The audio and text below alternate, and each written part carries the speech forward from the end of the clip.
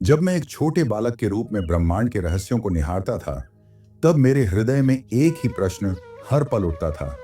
भगवान कहाँ हैं? क्या वे किसी दूर अनजानी जगह पर रहते हैं? क्या वे केवल महापुरुषों को ही दर्शन देते हैं, या क्या मैं भी उन्हें अनुभव कर सकता हूँ? मैंने अनेक लोगों से पूछा, अनेक पुस्तकों को पढ़ा, मंदिरों की घंटियों की गूंज में उन्हें खोजा, पर मन की प्यास नहीं बुझी। तब एक दिन मैं अपने भीतर गया, मौन में, गहन ध्यान में, और वहीं भीतर की उस शांति में मैंने एक धीमी सी गूंज सुनी, जैसे कोई कह रहा हो, मैं यही हूं, तेरे भीतर, सदा से। उस क्षण मेरे जीवन की दिशा बदल गई। मैंने जाना कि जिसे मैं बाहर खोज रहा था, वह तो मेरे भीतर ही बैठा था, प्रेम के रूप में, शांति के रूप में, चेतना के रूप में। मैं उसी का अंश हूं और वह मेरा मूल है। अब मैं तुम्हें वही रहस्य बताने आया हूं, वह रहस्य जो शास्त्रों में नहीं, आत्मा की गहराई में छिपा है, जो दिखता नहीं पर हर पल तुम्हारे साथ है। यह कोई कहानी नहीं, मेरा अनुभव है, और आज मैं तुम्हें उसी अनुभव की ओर ले जाना चाहता हूं, उस सत्य की ओर जहां भगवान वास्तव में निवास करते हैं, तुम्हारे भीतर। जब मैंने पहली बार आंखें बंद कर ध्यान में बैठा, तो बाहर की सारी आवाजें धीरे धीरे मौन में विलीन होने लगी। शरीर स्थिर हो गया, सांस धीमी पड़ गई, और भीतर कुछ ऐसा खुलने लगा जिसे शब्दों में पाना कठिन है।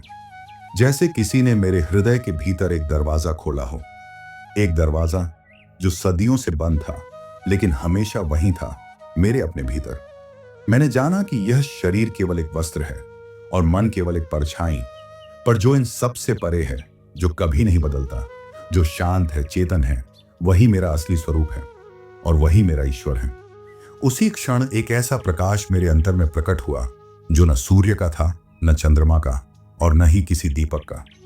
वह प्रकाश केवल चेतना का था, मेरा वास्तविक अस्तित्व। लोग मुझसे अक्सर पूछते हैं, भगवान का अनुभव कैसे होता है? मैं उन्हें नहीं बताता कि मंदिर जाओ या वेदों को रट लो। मैं केवल इतना कहता हूं, एक बार भीतर उतर कर देखो। वह जो तुम्हारे पीछे खड़ा है हर क्षण, जो तुम्हें सांस दे रहा है, वही तो परमात्मा है। मैंने यह अनुभव एक दिन में नहीं पाया। यह साधना थी, समर्पण था, और आत्मा की तीव्र पुकार थी। जब मन को हर दिशा से समेटकर मैं अपनी ही आत्मा के स्वरूप में रम गया, तब मैंने देखा, मैं ईश्वर को बाहर खोज रहा था, पर वह तो हर पल मेरे भीतर बोल रहा था। मैं ही सुन नहीं रहा था। उस दिन मैंने केवल ईश्वर को नहीं जाना, मैंने स्वयं को जाना। मैंने अनुभव किया कि आत्मा और परमात्मा में कोई भेद नहीं है। जैसे लहर सागर से अलग नहीं होती, वैसे ही मैं उस अनंत चेतना से अलग नहीं हूं। और जब यह जान लिया, तब बाहर की दुनिया का आकर्षण फीका पड़ गया। अब आनंद किसी वस्तु में नहीं था, वह भीतर की उपस्थिति में था। इसी अनुभव से जीवन का अर्थ बदल गया। अब हर क्षण, हर श्वास एक ध्यान बन गया, हर क्रिया ईश्वर की आराधना बन गई। और मैं जान गया, भगवान कोई दूर की वस्तु नहीं है, वे किसी ऊंचे आसन पर बैठा देवता नहीं, बल्कि मेरी हर श्वास में समाया हुआ एक जीवंत अनुभव है। अब मेरी यही प्रार्थना रहती है कि हर आत्मा इस सत्य को जान ले। जो भी इस खोज पर निकले, वह जान पाए कि भगवान कहीं बाहर नहीं है, वे तुम्हारे भीतर हैं।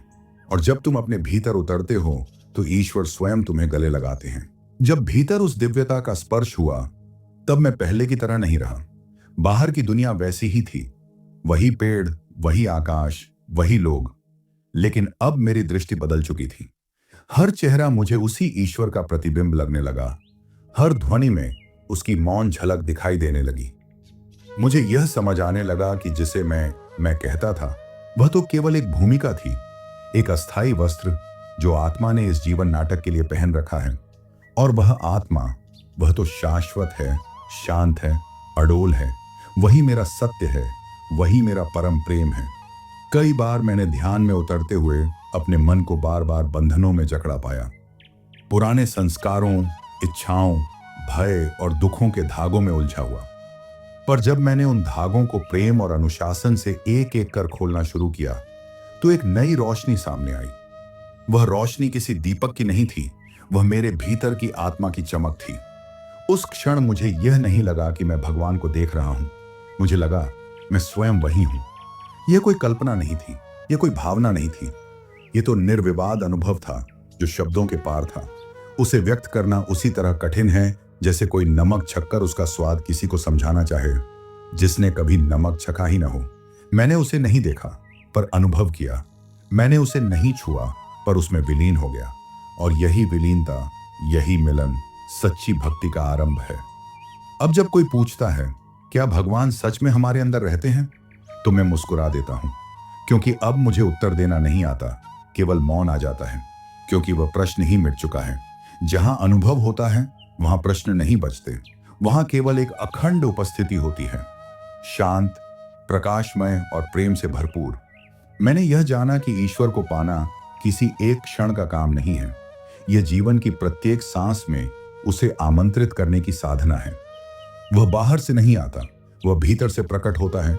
जैसे कमल की कली धीरे धीरे खिलती है, वैसे ही भीतर की चेतना एक दिन स्वयं को प्रकट कर देती है, और जब यह प्रकट होता है तब जीवन का हर क्षण पूजा बन जाता है, हर कर्म तप बन जाता है, और हर हृदय एक मंदिर बन जाता है। जब मैंने भीतर की उस ज्योति को पहचाना तो जीवन की परिभाषा ही बदल गई। पहले मैं सोचता था कि जीवन का अर्थ है संघर्ष, सफलता, असफलता, सुख और दुख की एक निरंतर चाल। पर अब मैं जान चुका था, जीवन केवल घटनाओं का क्रम नहीं है, यह आत्मा की यात्रा है जो ईश्वर से निकलकर उसी में लौटने के लिए चल रही है।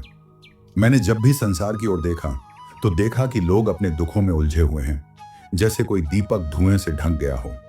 हर किसी की आंखों में एक प्रश्न जल रहा था, मुझे शांति क्यों नहीं मिलती? और मैं मन ही मन कहता, क्योंकि तुम वहां खोज रहे हो जहां कुछ भी स्थायी नहीं है। तुम बाहर देख रहे हो जबकि सब कुछ भीतर है।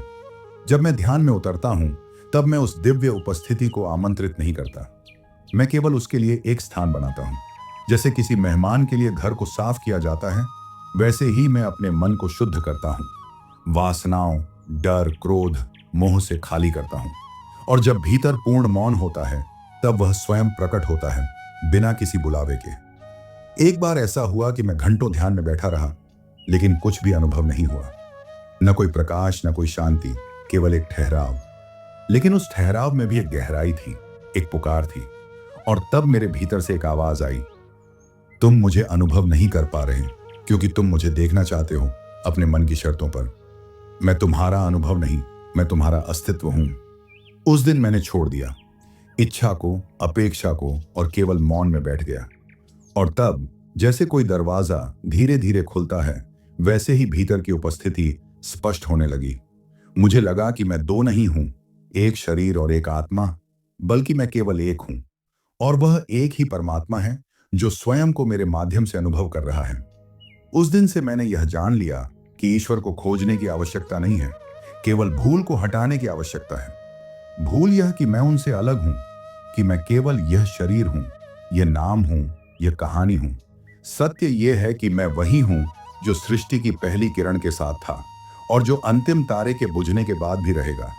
जब यह अनुभूति जागती है तो संसार वैसा ही रहता है, पर दृष्टि बदल जाती है।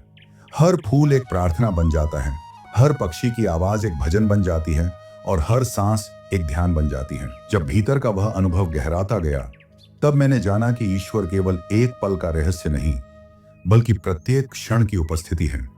वह कोई स्थिर दृश्य नहीं जो ध्यान की एक विशेष स्थिति में दिखाई दे, बल्कि वह एक सतत प्रवाह है जो भीतर से लगातार बह रहा है। जब तक मन चंचल रहता है, हम उस प्रवाह की आवाज नहीं सुन पाते, पर जब मन शांत हो जाता है तब वह धारा स्वयं को व्यक्त करने लगती है। कई बार मैं लोगों को देखता हूं कि वे ईश्वर के लिए रोते हैं, पूजा करते हैं, मन्नतें मांगते हैं, पर जब वह उन्हें भीतर से छूने लगता है तब वे डर जाते हैं, क्योंकि ईश्वर केवल शांति नहीं लाते, वे परिवर्तन लाते हैं, भीतर से तोड़ते हैं, ईगो को गलाते हैं और आत्मा को उजागर करते हैं। और यह प्रक्रिया सरल नहीं होती, लेकिन यही मुक्ति की राह होती है। मैंने भी उस मार्ग पर कई बार स्वयं को खोया हुआ पाया, भीतर के अंधकार से जूझा, शंकाओं के कुहासे में उलझा, पर हर बार जब मैंने सच्चे समर्पण के साथ मौन को स्वीकार किया, तब भीतर से वही आवाज गूंजती रही, मैं यहां हूं, तुम्हारे बिल्कुल पास, तुम्हारी प्रत्येक धड़कन में। अब मैं जान गया हूं कि आत्मा को अनुभव करना कोई चमत्कार नहीं है, यह तो अभ्यास, प्रेम और पूर्ण समर्पण का परिणाम है। जब मैं सांस लेता हूं तो उसे केवल वायु की आवाज नहीं समझता, वह मुझे प्रभु का स्पर्श लगता है। जब मैं किसी को प्रेम से देखता हूं तो वह मुझे उस परम प्रेमी की झलक देता है, और जब मैं मौन होता हूं तब वह मेरे भीतर बोलता है, इतना स्पष्ट, इतना मधुर, जैसे स्वयं सृष्टि मुझसे संवाद कर रही हो। यह संसार एक स्वप्न की भांति है।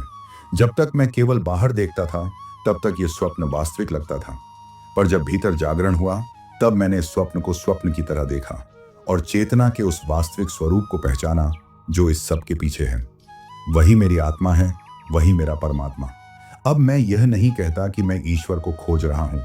अब मैं केवल यह जानता हूं, मैं उसी का अंश हूं, मैं उसी में स्थित हूं, और वही मुझ में पूर्ण रूप से प्रकट हो सकता है यदि मैं स्वयं को पूरी तरह खाली कर दूं।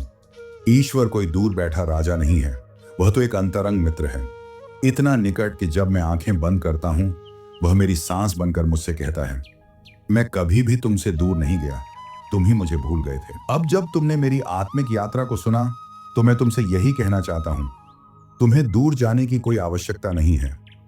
तुम जिस ईश्वर की तलाश में वर्षों से भटक रहे हो वह कभी भी तुमसे दूर नहीं गया। वह तो तुम्हारे भीतर है और हर क्षण तुम्हें पुकार रहा है, बिल्कुल उसी तरह जैसे एक माँ अपने बच्चे को पुकारती है, प्रेम से, धैर्य से, मौन से। पर उसे सुनने के लिए तुम्हें अपने भीतर उतरना होगा, बाहरी संसार का कोलाहल बंद करना होगा, मन को शांत करना होगा, अपनी सांसों को गहराई से महसूस करना होगा। और जब भीतर सब कुछ शांत हो जाए, विचार, इच्छाएं, भय, तब वही अनहद स्वर प्रकट होगा जो कहेगा, मैं हूं, मैं यही हूं और मैं हमेशा यही था। तुम स्वयं को जितना जानोगे उतना ही उसे जान पाओगे, क्योंकि वास्तव में आत्मा और परमात्मा में कोई भेद नहीं है, केवल अज्ञान की धुंध है जो उस एकता को छुपाए हुए है। और जैसे ही वह धुंध हटती है तुम यह नहीं कहोगे कि मैंने भगवान को देखा, बल्कि तुम कहोगे, मैं और वह कभी अलग थे ही नहीं। तुम्हें अब विश्वास करना होगा कि यह देह मात्र एक माध्यम है। असली शक्ति, असली शांति, असली आनंद तुम्हारे भीतर है। और जब तुम प्रतिदिन कुछ पल उस शक्ति के साथ बैठते हो, ध्यान में, मौन में, प्रेम में, तो वह तुम्हारे जीवन को बदल देती है। तब तुम्हारा चलना, बोलना, जीना, सब कुछ उसकी उपस्थिति में होता है। मैं यही सीख देना चाहता हूं, बाहर मत खोजो, भीतर उतर जाओ। भगवान कोई कल्पना नहीं है, वह अनुभव है, जीता जागता, प्रेम से भरा, पूर्ण सत्य। उसे पाने के लिए तुम्हें किसी धर्म की दीवारें नहीं चाहिए, केवल एक सच्ची पुकार चाहिए। और वह पुकार जब तुम्हारे हृदय से निकलेगी तो सारा ब्रह्मांड तुम्हारी सहायता के लिए सामने आ जाएगा। याद रखो, तुम एक सीमित प्राणी नहीं हो,